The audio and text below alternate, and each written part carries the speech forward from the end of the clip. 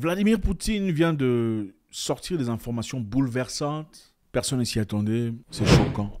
Je pense que c'est très important de découvrir un tout petit peu. On ne s'y attendait pas. Vous savez, très récemment, quelques jours, les présidents africains sont partis en Ukraine, ensuite en Russie, dans l'espoir de pouvoir trouver un moyen de discussion pour que les Russes et les Ukrainiens s'entendent, discutent et essayer de finir ce petit problème qu'ils ont. Je vous ai parlé récemment de l'histoire qui s'est passée avec l'équipe sud-africaine, arrivée à Varsovie, en Pologne. Malheureusement, ont été arrêtés à l'aéroport pendant plus de 24 heures. C'était humiliant, mais c'était ça la réalité. Donc, on dit la délégation africaine qui comprenait le président sud-africain, sénégalais, les Zambien, ainsi que le premier ministre égyptien est arrivé à Moscou après la rencontre avec le président ukrainien Zelensky à Kiev. Le président sud-africain Ramaphosa a présenté une feuille de route en 9 points pour mettre fin aux hostilités, appelant les deux parties à la désescalade. Donc l'objectif était clairement de pouvoir chercher un moyen de trouver des compromis entre les deux présidents pour finir cette histoire. Parce que d'après certaines sources, on dit que l'Afrique reçoit beaucoup de grains venant de l'Ukraine, beaucoup de grains pour l'agriculture et tout le bazar. Et malheureusement, beaucoup de pays africains, d'après ces sources, seraient en difficulté pour l'instant sur le plan alimentaire à cause de ces grains qui ne sont pas accessibles, bloqués par Moscou. Alors, on espère que cette discussion essaye de décanter cette histoire pour permettre à ce que, voilà, cette free échange entre l'Afrique et l'Ukraine et la Russie continue, perdure comme dans le passé. Alors, malheureusement, cette réunion n'a pas marché. Okay? Ça n'a vraiment pas marché, pas comme on s'y attendait. Poutine a sorti des choses incroyables. Suivez. Devant Vladimir Poutine à Saint-Pétersbourg, en Russie, la délégation africaine, par la voix de Cyril Ramaphosa, a prôné ce samedi la fin de la guerre en Ukraine. Si certains pays africains refusent de condamner la Russie pour son agression, ils reconnaissent aussi que l'Afrique est durement touchée par les conséquences de l'offensive russe sur le commerce mondial. Nous pensons que le moment est venu pour les deux parties de négocier la fin de cette guerre qui a engendré beaucoup d'instabilité et causé de nombreux dommages à plusieurs pays dans le monde.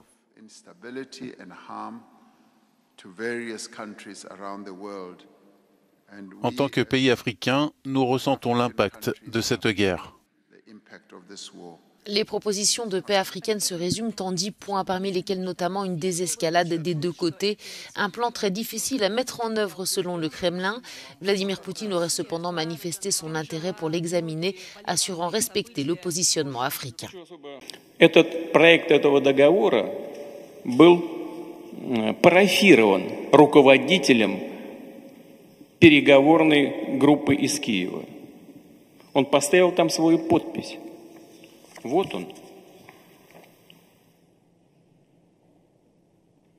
Он есть. Он так и называется. Договор о постоянном нейтралитете и гарантиях безопасности Украины. Именно о гарантиях, о которых вы сказали, уважаемый друг и президент Южноафриканской Республики. 18 статей. Более того, к нему есть еще и приложение. Они, знаете, сейчас даже не буду об этом говорить, они касаются и вооруженных сил, касаются других вещей. Все прописано до единиц боевой техники и до личного состава вооруженных сил. Вот этот документ. И он парафирован киевской делегацией. Подпись стоит. Но после того, как мы, как и обещали, отвели войска от Киева, киевские власти, как обычно, делают их хозяева, выбросили это все на свалку истории. Скажем так аккуратно и постараюсь интеллигентно выражаться. La délégation africaine est arrivée en Russie au lendemain d'un déplacement à Kiev, en Ukraine, où ses membres ont eu, selon la présidence africaine, des discussions constructives avec le président Volodymyr Zelensky. Ce dernier a toutefois opposé une fin de non-recevoir à leurs propositions. Les dirigeants africains et russes ont par ailleurs affirmé leur volonté politique de poursuivre le dialogue. Un sommet Russie-Afrique est prévu fin juillet à Saint-Pétersbourg. Vladimir Poutine montre à tout le monde un document signé par l'Ukraine en Turquie, l'année passée déjà. Au début de la guerre, le document a été signé, ils ont eu des accords, ils se sont discutés. Il fallait que l'Ukraine, en effet, respecte certains éléments pour que la Russie respecte certains éléments. La Russie retire ses troupes de Kiev. Vous vous souvenez, à un moment, les troupes russes étaient déjà autour de Kiev, n'est-ce pas? Ils étaient déjà autour de la ville de Kiev. Et de manière très bizarre, on a entendu dire qu'il s'est retiré de Kiev. Et beaucoup de personnes disaient, c'est un retrait stratégique, n'est-ce pas? Vous vous en souvenez? Retrait stratégique. Certains médias disaient, les Russes avaient peur, signé en secret, en tout cas en confidence entre la Russie et l'Ukraine, disant que les Russes devraient retirer leurs troupes. C'était en mesure de bonne volonté, de bonne foi. Ok? Poutine a montré pour la première fois, par de bonne foi, nous allons retirer nos militaires.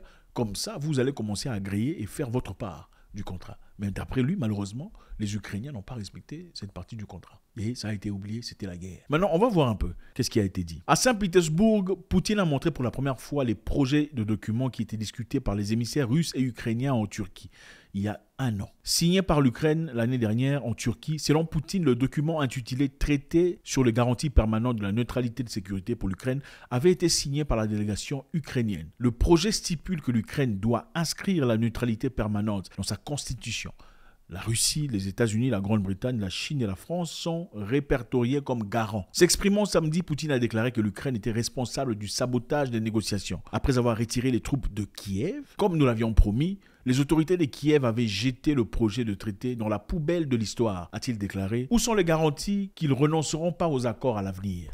Dit Poutine. Cependant, même dans cette circonstance, nous n'avons jamais refusé de mener des négociations. Donc il dit, où sont les garanties s'ils ont rejeté ce qui s'est passé dans le passé, les accords du passé? Alors, on va un peu voir qu'est-ce qui s'est passé. Pourquoi est-ce que Kiev a changé de Kazakh? Qu'est-ce qui s'est passé en réalité? En réalité, l'Ukraine était prête à négocier. Ils avaient déjà négocié et signé un papier. Mais qu'est-ce qui s'est passé? Je ne sais pas si vous vous en souvenez. Il y avait la présence de Boris Johnson qui est parti faire un voyage à Kiev. Vous vous en souvenez? Boris Johnson à Kiev. Les gens vous étaient curieux de savoir ce qui se passait. Beaucoup pensaient que c'était par soutien. Ils voulaient soutenir l'Ukraine, juste passer son soutien. Mais en réalité, ce n'est pas ça. Il y avait Boris Johnson, suivi de Nancy Pelosi des États-Unis, ensuite Anthony Blinken et Ursula von der Leyen. Et d'après ces sources, on dit que ces personnes sont passées là-bas. Et après leur départ, l'Ukraine s'est mise à faire la guerre. A dit, désolé, on va plus de négociations, on va commencer la guerre. Est-ce que ce serait fou de penser que la présence de Boris Johnson, Nancy Pelosi, Anthony Blinken, Ursula von der Leyen aurait influencé la décision de l'Ukraine, qui déjà était perdant en ce moment-là, parce que les troupes russes étaient à la porte de Kiev. Peu après, on a vu le président ukrainien demander l'arsenal venant de l'Europe. Et l'Europe a commencé à envoyer des armes. Est-ce qu'on peut finalement dire que leur présence était justement pour discuter, disant non, il ne faut pas céder, il faut continuer la guerre jusqu'à la fin? Bon, on sait déjà que la guerre bénéficie à beaucoup de personnes, c'est clair. Il y a beaucoup d'entreprises qui se font beaucoup d'argent à travers la guerre. La guerre, c'est du business. Depuis la nuit des temps, c'est du business. Je vous rappelle qu'à la Deuxième Guerre mondiale, il y a une entreprise dont je ne dirai pas le nom ici. C'est une entreprise qui est très connue, même par vous, qui a financé et les Américains et les Allemands. Oui, cette entreprise a financé les Américains et les Allemands en même temps. Peu importe qui gagne, lui, il est gagnant. Mais bon, ces entreprises-là ne sont jamais mises devant la justice. Donc, ce qui est clair ici, c'est quoi? Les armes envoyées en Ukraine ne sont pas gratuites. Ce sont des armes, on a envoyé ici combien? C'était 20 milliards de dollars en valeur d'armement. Ce n'est pas gratuit. Les Ukrainiens devront payer ça. Et ces armes-là ne seront pas payées à un pays, ça sera payé dans des entreprises privées. Ce sont des entreprises privées qui produisent les armes qu'on vend au pays. Ce ne sont pas les pays qui vendent les armes. C'est-à-dire, les politiciens du pays qui ont envoyé les armes ont reçu de l'argent venant de ces entreprises avant de devenir le politicien qu'il est aujourd'hui. Alors, pour envoyer l'ascenseur, il va vendre des armes, exiger à sa constitution ou exiger à son parlement de voter une loi pour que les armes partent. Pour que finalement, l'entreprise qui vend les armes en bénéficie. Vous comprenez un peu? Il y a beaucoup d'entreprises. Il y a Boeing, il y a Lockheed Martin, il y a Raytheon, il y en a plein. Toute une liste d'entreprises qui font des milliards de dollars depuis le début de la guerre.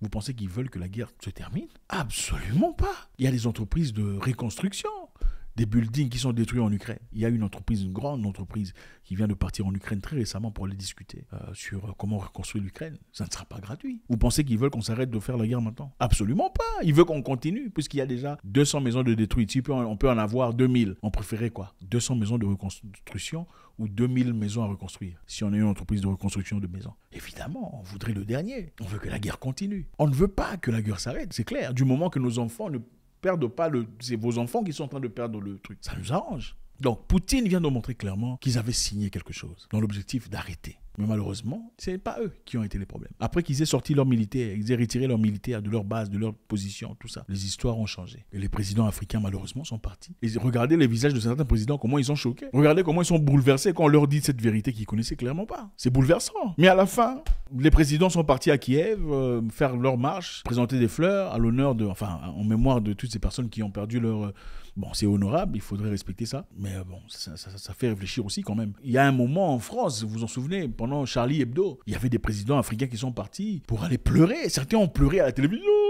Des présidents africains ont pleuré. Mais en attendant, les choses qui se passent en Afrique, on ne voit jamais ces présidents pour aller marcher en mémoire de toutes ces personnes qui perdent de leur...